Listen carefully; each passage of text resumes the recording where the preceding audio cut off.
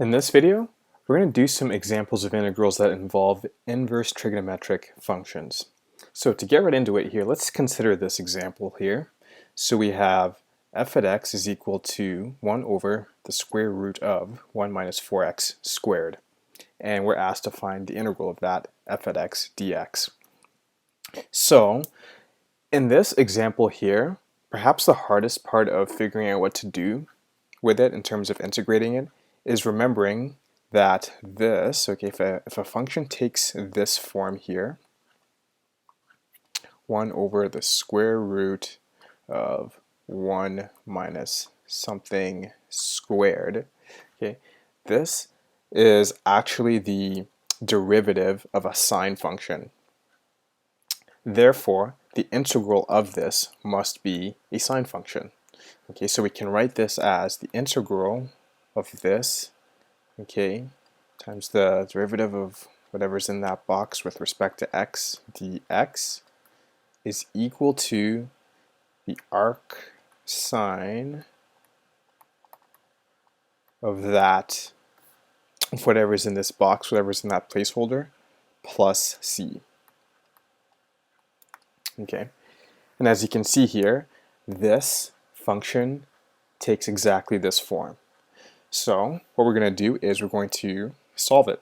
So before we do that though, we're going to first rewrite f at x in this way. So we're going to write 1 over the square root of 1 minus 2x squared. I guess we're going to put that, we're going to take the squared out. I guess we're going to take the square root of 4 and the square root of x and then put it outside, and then as a result we get these numbers in here and the square there. So from this point on, we can go ahead and actually start setting our placeholders. Okay, so what is the box? Okay, what is in this box here? Well, this box is 2x. So our placeholder is, okay, 2x. And the derivative of that with respect to x is equal to 2. Okay, so the derivative of 2x is 2. So from this point on, we can go on and actually start working with our integral here.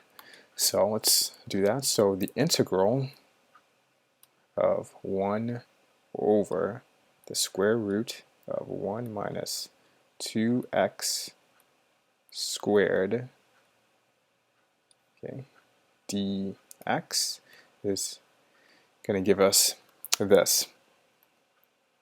Okay, so now what we'll do is we'll substitute our placeholder in.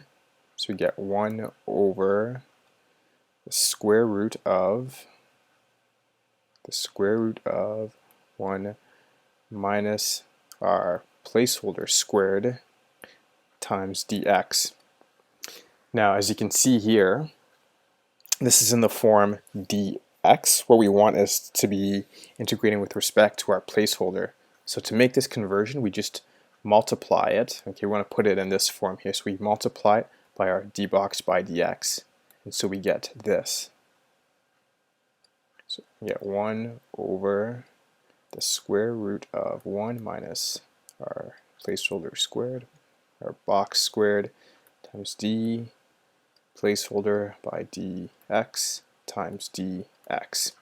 So what you can visualize here is these dx's canceling out, and so what you're left with is just this d box here, which means it's now in a good form to integrate with respect to the placeholder. So if we continue on, we get this. We get, when we put our numbers back in, we get the integral of 1 over the square root of 1 minus 2x squared times our d box by dx, in this case is 2,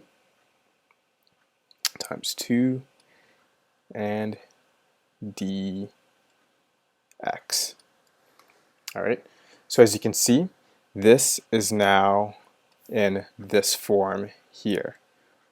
But before we convert it to the arc sine here, what we have to remember is that this, because of this 2, this expression has been changed. It's no longer equal to this. Okay, we want this to equal this still, okay, because otherwise it's a different function. So the way to do that is we have to cancel out this 2. And to cancel out the 2, we just multiply it by 1 over 2. Okay, and then of course we can take out this 1 over 2. We can take it out of the integrand, and so it'll look something like this. 1 over 2 times the integral of 1 over the square root of 1 minus 2x squared, okay, times 2 dx. So as you can see, this is still the same thing as this, which is what we want, but also the integrand is now in a form where we can convert it directly to an arc sine.